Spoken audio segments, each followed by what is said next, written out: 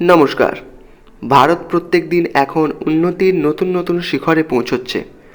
এর মধ্যেই সোমবার উন্নত প্রযুক্তির অগ্নি-5 মিসাইলের সফল পরীক্ষা করল Bharat. Multiple independently targetable re-entry vehicle, যার শর্ট ফর্ম হচ্ছে MIRV, প্রযুক্তির ব্যবহার করে এর কার্যক্ষমতা বহুগুণ বাড়ানো হয়েছে। অর্থাৎ সম্পূর্ণ দেশীয় প্রযুক্তিতে তৈরি এই অত্যাধুনিক মিসাইলের মাধ্যমে একাধিক লক্ষ্যে আঘাত আনা সম্ভব।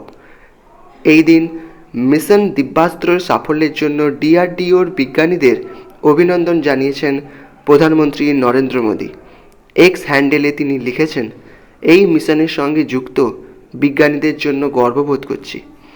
এদিনের পর MIRV, যার একটু আগে আমি শর্ট ফর্মটা ফুল ফর্মটা বললাম, যে multiple independently targetable re-entry vehicle প্রযুক্তির ক্ষমতা সম্পন্ন দেশের তালিকায় নাম যুক্ত হলো ভারতের। খুবই গর্বের বিষয় এটা।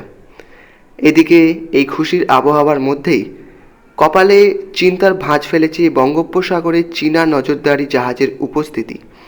বর্তমানে বিশাখাপত্তনম উপকূল থেকে প্রায় 480 কিলোমিটার দূরে অবস্থান করছে জিয়ানইয়ান হং 01 এই নজরদারি জাহাজটি।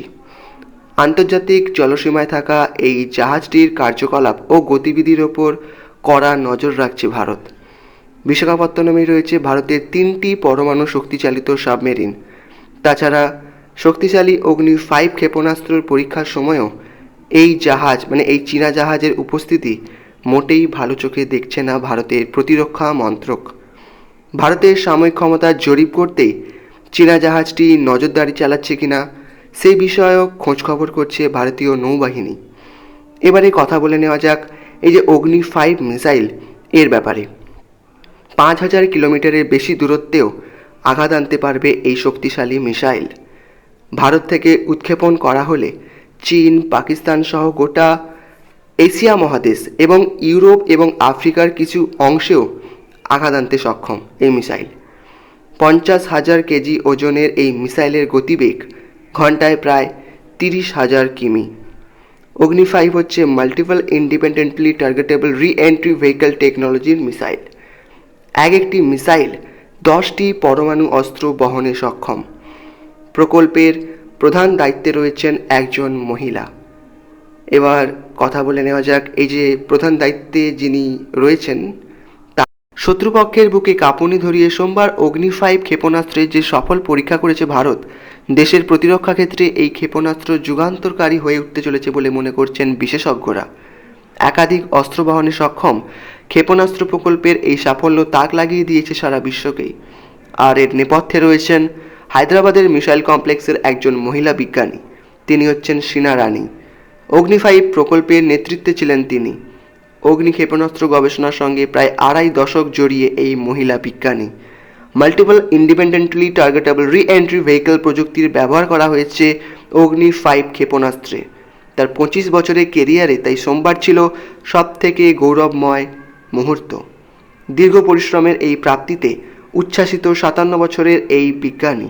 তিনি বলেছেন, ভারতের সুরক্ষার সঙ্গে নিযুক্ত DRDOর পরিবারের সঙ্গে যুক্ত থাকতে পেরে আমি সত্যি গর্বিত।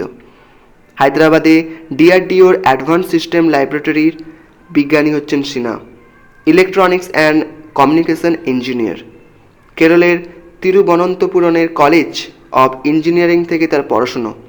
ভারতের অগ্রগণ্য অসামরিক rocket lab Vikram Sarabhai space সেন্টারে 8 বছর কাজ করেছেন তিনি।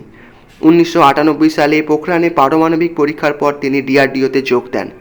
1999 সাল থেকে অগ্নি সিরিজের ক্ষেপণাস্ত্র প্রকল্পের সঙ্গে যুক্ত হন শীনা। অগ্নি-5 ক্ষেপণাস্ত্রের সঙ্গে যে MIRV প্রযুক্তির ব্যবহার করা হয়েছে তা বিশ্বের হাতে গোনা কয়েকটি দেশেই মাত্র রয়েছে। ফলে ওই দেশগুলির সঙ্গে একই ক্লাবে ঢুকে পড়ল ভারতও।